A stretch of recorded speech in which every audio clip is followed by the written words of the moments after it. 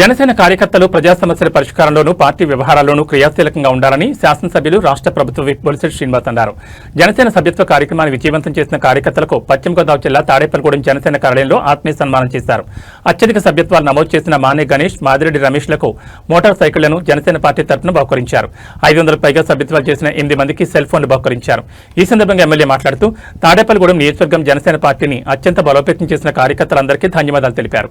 కూటమిలో ఎవరి బరిలో ఉన్నా తిరుగులేని విజయం సాధించే దిశగా నియోజకవర్గాన్ని తీర్చిదిద్దామన్నారు.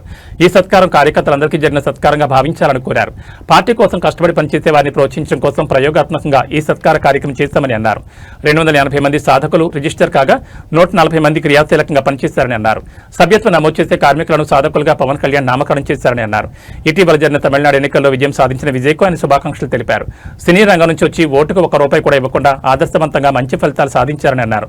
తమిళనాడుతో ఆంధ్రప్రదేశ్ రాజకీయాలను పోల్చడం సరికాదన్నారు. అక్కడికి ఇక్కడికి భిన్న రాజకీయ పరిస్థితులు ఉంటాయన్నారు. 2019లో పవన్ పై అభిమానం ఉన్నప్పటికీ వైఎస్ రాజశేఖర రెడ్డిపై ఉన్న సానుభూతి కారణంగా జగన్ను గెలిపించారని అన్నారు. ఇప్పుడు విజయ్ కూడా సింగిల్ కాదని కూటమి ప్రభుత్వమే ఏర్పాటు చేస్తున్నారని అన్నారు. దేశంలో ఎక్కడేం జరిగినా పవన్ లక్ష్యంగా చేసుకుని సామాజిక మాధ్యమాల్లో తప్పుడు వ్యాఖ్యానాలు చేయడం వైసీపీ నేతలకు ఒక దురలవాటుగా మారిందని అన్నారు. ఇలాంటి దుష్ప్రచారాలను జనసైనికులు తిప్పికొట్టాలన్నారు. చురుగ్గా స్పందించాలన్నారు. మనం అధికారంలో ఉన్నాం కానీ ఏమీ జరగడం లేదని నిరాశను పక్కన పెట్టి కూటమి ప్రభుత్వ పరిమితులను అర్థం చేసుకోవాలన్నారు. జనసేన సిద్ధాంతాలను, పవన్ ఆశయాలను ప్రజల్లోకి బలంగా తీసుకువెళ్ళడానికి జన సైనికులు మరింత క్రియాశీలకంగా పనిచేయాలని ఈ సందర్భంగా ఎమ్మెల్యే కోరారు. సభ్యత నమోదు పూర్తయిన తర్వాత ఎవరైతే సాధకులు ఉన్నారో వారందరినీ కలిసి వారికి కృతజ్ఞత చెప్పే విధంగా ఏర్పాటు చేసాం. మరి దానికి 280 మంది సాధకులు రిజిస్టర్ అయితే 140 మంది కష్టపడి పనిచేశారు. దాంట్లో మాదిరెడ్డి రమేష్ గారు 1830 చేశారు. అదే మానే గణేష్ గారు 1659, శ్రీరామ్ ప్రసాద్ గారు 1004, చెరుకూరి జగదీష్ సోమశేఖర్ గారు 902, బి ముఖేష్ గారు 752, ములగాల శివ కేశవ్ గారు 627, ఎజ్జాడ్ అనిల్ కుమార్ 601, రౌత్ సతీష్ కుమార్ గారు 594, దాస శ్రీనివాస్ గారు 513, ధన వెంకట సాయి గారు 508, కెతమైని కూడా 400, 300 ఎవరి స్థాయిలో వాళ్ళంతా బాగా చేశారు. అందరికీ ఎక్కువ చేశారనే కాదు, మీ అందరు కూడా కృతజ్ఞతలు. ఒకళ్ళ వల్ల 5 కాదు, వాళ్ళిద్దరే చేస్తేనే 27,000 అవుతుంది. వాళ్ళ ముగ్గురు 10 మంది చేస్తే, కానీ అందరూ చేశాం కాబట్టి 27,000 అయింది. ఇవాళ మరి పవన్ కళ్యాణ్ గారు ఇవాళ చూశారు తమిళనాడులో విజయ్ గారికి జనసేన పార్టీ తరఫున నేను ఆయనకు శుభాకాంక్షలు తెలియజేస్తా ఉన్నా పవన్ కళ్యాణ్ గారి తరఫున. ఎందుకంటే ఒక సినిమా యాక్టర్గా వచ్చి ఆయన ఎక్కడా రూపాయి ఇవ్వకుండా మరి అన్ని సీట్లు సంపాదించారంటే రియల్గా మన పవన్ కళ్యాణ్ గారికి ఎంతమంది అభిమానులు ఉన్నారో అంతమంది అభిమానులు ఆయనకు కూడా ఉన్నారు.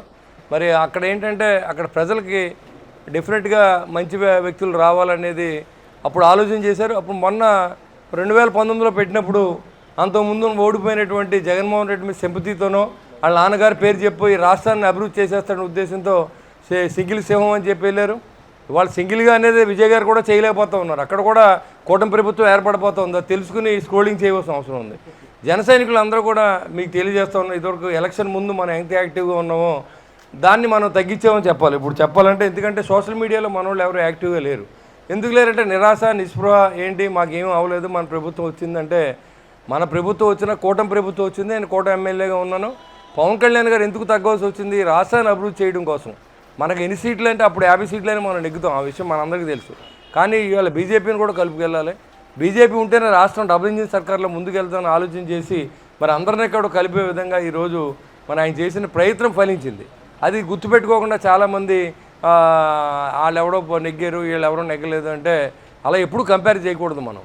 మరి అలా అయితే 151 వచ్చిన జగన్మోహన్ రెడ్డి 11 వచ్చినాయి అంటే అతను అసమర్థుడైనా. గెలుపు ఓటములు వ్యక్తిత్వంగా మనం ఆలోచించవలసిన అవసరం లేదు. ఇవాళ సక్సెస్ఫుల్ రన్నింగ్ ఆంధ్ర రాష్ట్రంలో స్మూత్ రన్నింగ్ జరుగుతూ ఉంది.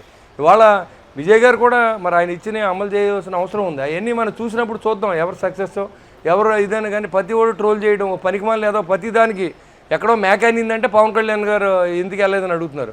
మ్యాక్ ఇంతే పవన్ కళ్యాణ్ ఏం వెళ్తాడు? ఆయన దేవుడి గుడికి తీసుకెళ్తే అక్కడ మన తొరిపల్లిలో ఒక ఉన్నాడు నానిగాడు, ఆడక్కడ ప్రెస్ మీట్ పెట్టి వాళ్ళ ఆవిడని తీసుకెళ్తే గుండు జయంతి ఈడికేంటి బాధ, వీళ్ళ ఆవిడ చేయించినట్టు ఫీల్ అవుతూ ఉన్నాడు. ఇలాంటివి తప్పు కదా ఇవన్నీ. ప్రతిదాన్ని ఆయనకి ఏదో ఒంట్లో బాగోలేదంటే ఏసీలు ఉండి ప్లాన్ అంట. ఏసీలు ఉంటే మీరు ఏమైనా పీకుతారండి? అదేం కాదు. ఇక్కడ మీరు ప్రతిదీ ట్రోల్ చేస్తే మేము కూడా చేయగలం. మీకు అసలు అర్హత లేదు. ఇక్కడ ఈ రాష్ట్రంలో పోటీ చేస్తారు వైఎస్ఆర్సీపీ పార్టీకి లేదు. మీరు ప్రతిదాన్ని అంబటి రాంబాబు పక్కన వచ్చేస్తాడు. అతను మాడుతూ ఉంటాడు. ఈ కుక్కలన్నీ మరుగుతూ ఉంటాయి, వాటికి మనం సమాధానం చెప్పవలసిన అవసరం ఉంది. కాబట్టి అదే రీతిలో చెప్పాలని నేను మిమ్మల్ని అందరినీ కూడా కోరుతా ఉన్నాను. ఇవాళ ఎవరైతే ఎక్కువ సర్వీస్ చేశారో వాళ్ళందరినీ కూడా ఇవాళ చిన్న సత్కారం చేయాలని నేను పిలిచాను అంతే.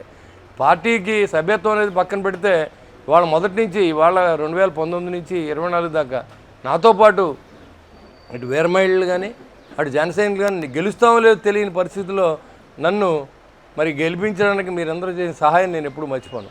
అందుకని నిరంతరం మీకు ఏదోటి చేయాలని తపన పడుతూ ఉంటాం. ఏం చేయడానికి ఇవాళ ప్రభుత్వంలో మనం 40% ఇవాళ షేర్తోనే మనం ఇవాళ పదవులు ఇవ్వాల్సిన అవసరం ఉంది. 10% బీజేపీకి, 50% తెలుగుదేశానికి ఇస్తే మనం 40% మిగిలింది. చాలామంది మనం చేయలేకపోతున్నాం. వాళ్ళ బిల్లులు కాంట్రాక్టులు ఎవరికైనా ఇచ్చామనుకోండి, అది బిల్లులు రాని పరిస్థితి. కాంట్రాక్టులు ఎన్నైనా చేసుకోవచ్చు, మన దగ్గర ఉన్నాయి. కానీ ఏంటంటే ఎవరైనా చేసి ఇబ్బంది పడకుండా మీరందరూ ఎవరన్నా కావాలంటే ఏ సహాయం ఉన్నా చేయడానికి సిద్ధంగా ఉన్నాం. మన చేతిలో ఉన్నది నో అనే సమస్య లేదు. కూటమి తరపున ఎవరు వచ్చినా జన సైనికులు ఎలాగ చేస్తాం, వాళ్ళతో పాటు బీజేపీ కానీ తెలుగుదేశం కానీ అందరినీ కూడా మనం కలుపుకుని వెళ్ళాలిగా వస్తున్న బాధ్యత ఉంది. ఎక్కడ కూడా వాళ్ళతో మనం పోటీ పడవలసిన అవసరం లేదు. ఎవరి పార్టీని వాళ్ళు కాపాడుకునే ప్రయత్నం చేసుకోవచ్చు. కానీ ఇది కూటమి అనేది విషయాన్ని మర్చిపోవద్దని నేను అందరికీ తెలియజేస్తాను. ఈ కూటమిలో పవన్ కళ్యాణ్ గారి ఆలోచన ఒకటే ఉంది, ఇంకో 10 సంవత్సరాలు ఈ రాష్ట్రాన్ని కలిసి నడిస్తేనే కానీ ఈ రాష్ట్రం అభివృద్ధి చెందదు. గడిచిన 5 సంవత్సరాల్లో తీవ్ర నష్టం జరిగిందని చెప్పి మరి అందరి అభిప్రాయాన్ని ఆయన ప్రజలు వ్యక్తపరిచి మరి ఆయన చెప్తూ ఉంటే నీకు ఎప్పుడు సీఎం అవ్వా, మరి సీఎం అవుతాను నిలబడినప్పుడు మీరు ఎందుకు ఎదవలారు ఓటు వేయలేదని అడుగుతున్నారు. మీరు ఇప్పుడు మాట్లాడి ఎదవలు ఎవరైతే ఉన్నారో మీరు ఎందుకు వేయలేదు? అప్పుడు 2019లో సింగిల్గా వెళ్ళాం కదా, అప్పుడు వేయలేదు కదా మీరు. కాబట్టి రాజకీయాలు అనేవి మారుతూ ఉంటాయి. ప్రజల ఆకాంక్ష మీద పనిచేయవలసిన అవసరం ఉంటుంది. నా ఇష్టం వచ్చినట్టు ఇంప్లిమెంట్ చేయాలనే మూర్ఖత్వంగా మనం పనిచేయకూడదు. కాబట్టి ఇలాంటివన్నీ కూడా మనం ఆలోచన చేసి మన నాయకుడి మీద ట్రోల్ చేసినప్పుడు కనీసం రెస్పాండ్ అవ్వండి. ప్రతి అడ్డమైనోడు మాట్లాడుతున్నాడు. హాస్పిటల్కి వెళ్తే ట్రోల్ చేస్తారు, భార్యని హాస్పిటల్ తీసుకెళ్తే ట్రోల్ చేస్తారు, కొడుకుని చూస్తాకి వెళ్తే ట్రోల్ చేస్తాడు. కానీ ఇది మంచి పద్ధతి కాదు. పవన్ కళ్యాణ్ గారి గురించి ఇంకా చెప్పుతో కొట్టి సమాధానాలు మీరు అందరూ చెప్పాలని నేను మిమ్మల్ని కోరుకుంటా ఉన్నాను. ఎందుకంటే యాక్టివ్గా ఉండండి.